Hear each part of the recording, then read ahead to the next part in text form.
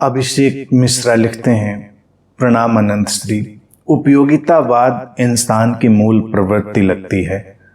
संबंध से लेकर परमात्मा तक, पर धन को वो उपयोगी ना मान संग्रह की वस्तु मानता है। गरीब अमीर की परिभाषा भी क्वांटिटी ऑफ पोजीशन पर तय करती है।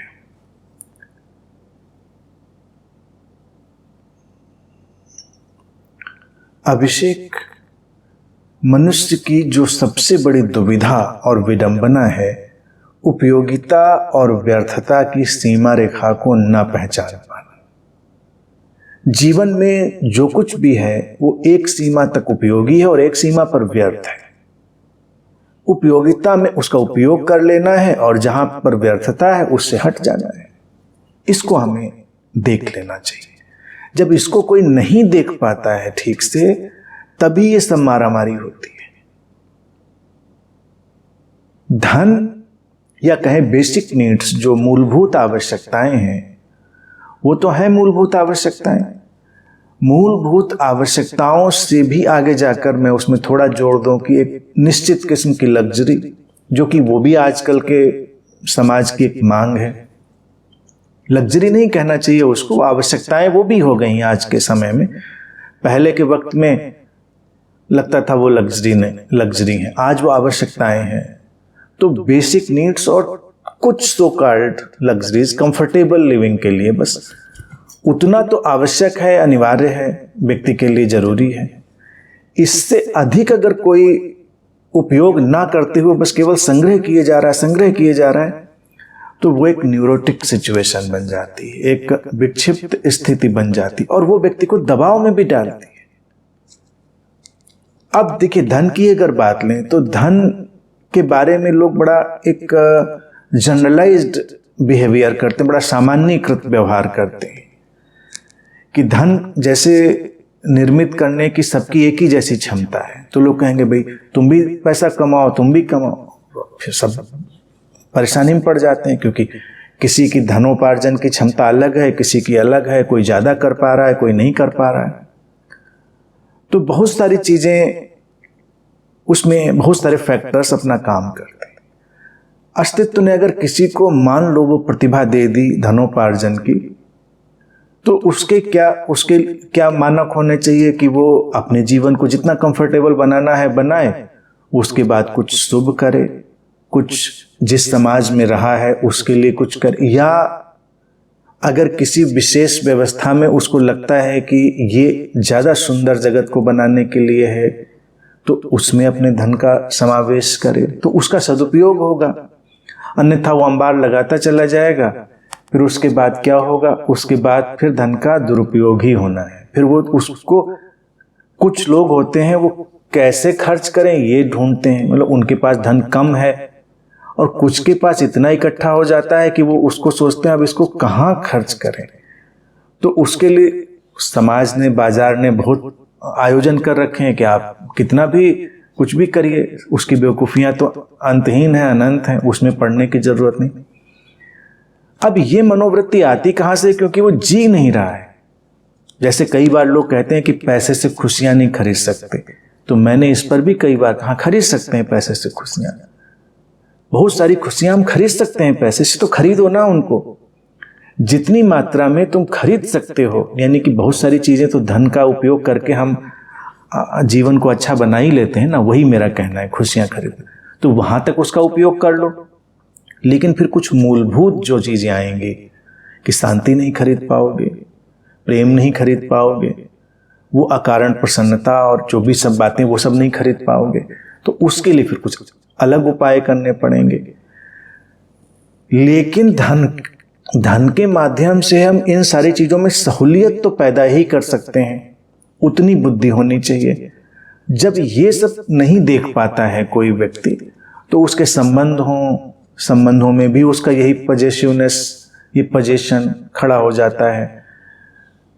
अध्यात्म में भी यही पजेशन खड़ा हो जाता है। अध्यात्म में कैसे और संबंधों में कैसे? संबंध बनाता चला जा रहा है। कोई व्यक्ति हजारों संबंध खड़े कर रहा है, लोगों से दोस्तियां बना रहा है, तो वो भी एक न्यूरोटिक सिचुएशन है। जब वो खड़ा होता, अकेले बैठता है, तो एक संबंध नहीं, एक व्यक्ति नहीं जो ठीक से उसके साथ खड़ा हो सके। सोशल मीडिया ने भी वही इल्यूजन दे दिया ना, ये पोजीशन का इल्यूजन। खड़ा हुआ कोई व्यक्ति या कोई पोस्ट डालता है, कितने लाइक्स है, वो लाइक का पोजीशन बना रहा है, कितने उसके फॉलोवर हैं, कितने उसके मेंबर हैं, इनका वो पोजीशन बना रहा है। उनका करना क्या है अल्टीमेटली, कितने भी फॉलोवर हों, करना क्या। बाहर के जगत में इस पोजीशन को हम प्रसिद्धि और अस्तित्व तौलते हैं। कितने लोग जानते हैं, तुमको जानते होंगे, जब तुम अकेले बैठते हो तो तुम्हारे क्या काम आता है वो, ये बात सोचने की होती है। वो अकेले बैठ के तो कुछ काम नहीं आ रहा, हाँ उसकी जो उपयोगिता है उतनी होगी, उससे अधिक नहीं है। तो सोशल आजकल ये डिजिटल एज में, सोशल मीडिया के एज में एक नए पोजीशन की जो इल्यूजरी सिचुएशन है और न्यूरोटिक सिचुएशन है वो भी पैदा हो गई। अध्यात्म में कई लोग इस विक्षिप्तता में चले जाते हैं कि उन्होंने कितने कैंप किए, कितने शिविर किए, कितनी वैरायटी के ध्यान किए, कहाँ कहाँ क्या कितना ज्ञान इकट्ठा किया, किस किस पद्धति, किस किस मार्ग का उनको कितना ज्ञान है, कितने दर्शन हैं। भारतीय दर्शन कोई खोजने जाए तो उसमें कितनी धाराएं, कितने उस पे शास्त्र, कितने ग्रंथ,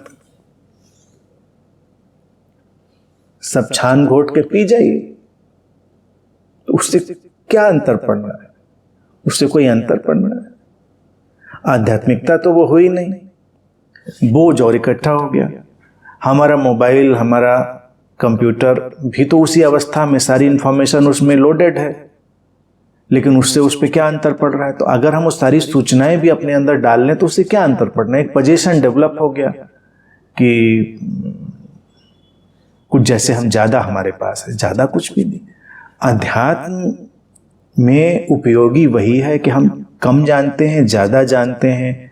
ध्यान के तमाम मार्ग देखे नहीं देखे वो बात मायने नहीं रखती, उनका एंड रिजल्ट वो आया कि नहीं आया। और हमने कोई पद्धति नहीं करी, हमने कोई चीज अप्लाई नहीं करी, हमारे पास वो एंड रिजल्ट है तो हम आध्यात्मिक हैं।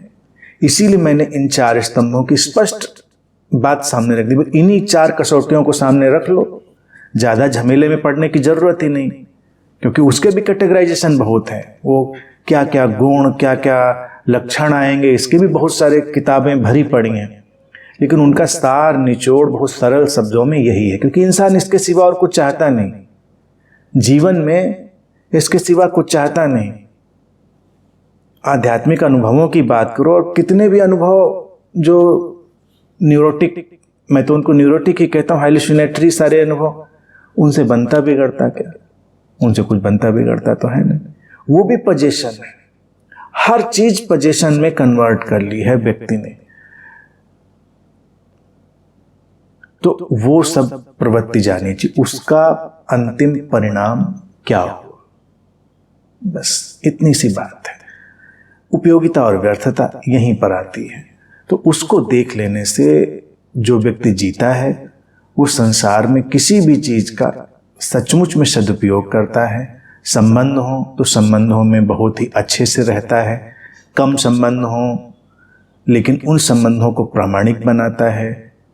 अपने पदार्थ, अपने धन, उसका भी वो बहुत ही विवेकपूर्ण सदुपयोग करता है।